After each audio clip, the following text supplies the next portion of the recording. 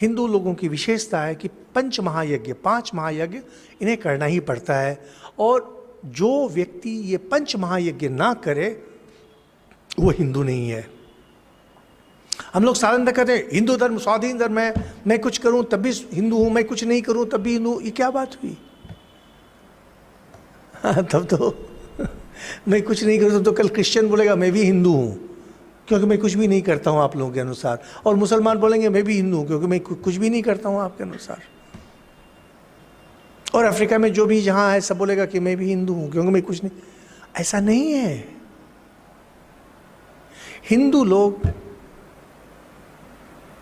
कुछ मूल चीजों को मानते हैं, मूल चीजों को करते हैं, और उसके बाद धीरे धीरे धीरे स्वाधीनता देते हैं। जैसे सन्यासी को पंचमहायज्ञ नहीं करना पड़ता है, लेकिन जो भी गृहस्थ है उसे करना पड़ता है। इस पंचमहायज्ञ में सबसे पहला है ब्रह्म यज्ञ।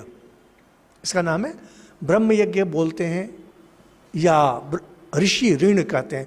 ऋण के रूप में भी देखा जाता है, यज्ञ के रूप में भी देखा जाता है। और यह जो ब्रह्म यज्ञ है इसका अर्थ होता है कि आप सुबह उठकर जितनी जल्दी हो सके आप मंत्र जप करेंगे। गुरु ने आपको जो मंत्र दिया है उसका आप जप करेंगे, जितना बोला गया है उतना आप जप करेंगे। अगर आप किसी गुरु से दीक्षा नहीं लिए हैं तो आप गायत्री मंत्र का जप करेंगे। और बचपन में ही चूंकि यज्ञोपवीत जनेऊ हो जाता था इसलिए गायत्री मंत्र सबको मिला हुआ रहता था।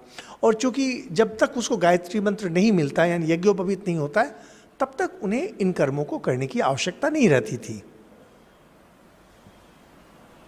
तो पहला हुआ ब्रह्म यज्ञ, और इसमें साथ में है थोड़ा स्वाध्याय।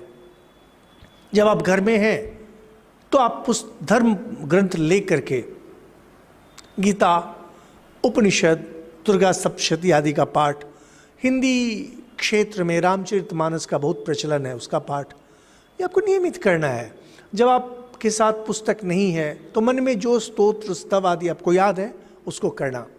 दूसरा होता है, पहला हुआ ब्रह्म यज्ञ, दूसरा है देव यज्ञ या ऋण बोलते हैं, देव ऋण। इसमें जो घर में गृह देवता है उसकी पूजा, अगल बगल में जो मंदिर आदि हैं वहाँ पर जाकर पूजा, या विशेष उत्सव पर, विशेष समय पर उन देवताओं की पूजा, यह आवश्यक है। पहला है ब्रह्म यज्ञ, यह आंतरिक होता है, और देव यज्ञ बाह्यिक होता है। जब हम लोग पूजा आदि कर्म करते हैं इसको प्रायः लोग देव यज्ञ में रखते हैं। तीसरा होता है पितृयज्ञ। पितृ के नाम से। पितृयज्ञ में रोज खाने के समय थोड़ा सा खाना पितृ के नाम में छोड़ देते हैं, और बाद में वह खाना छोड़ दिया जाता है पक्षी आदि के लिए। और जब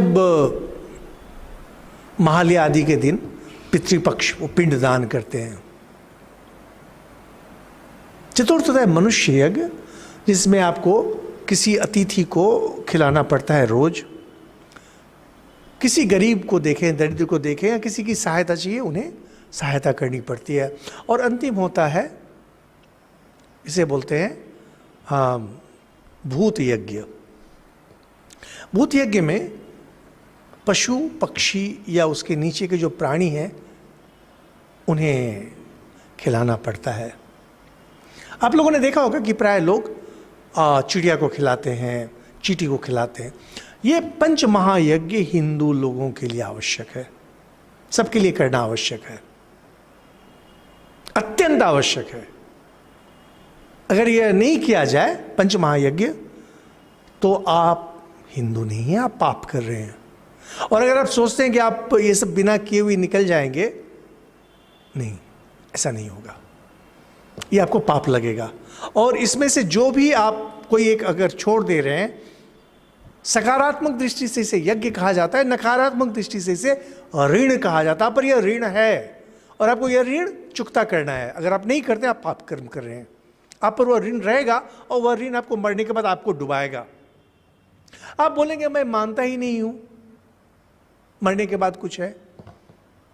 बिल्कुल सही बात है। और यमराज जब वो आपको डुबकी लगाना शुरू करेगा तब पता चलेगा कि हाँ है।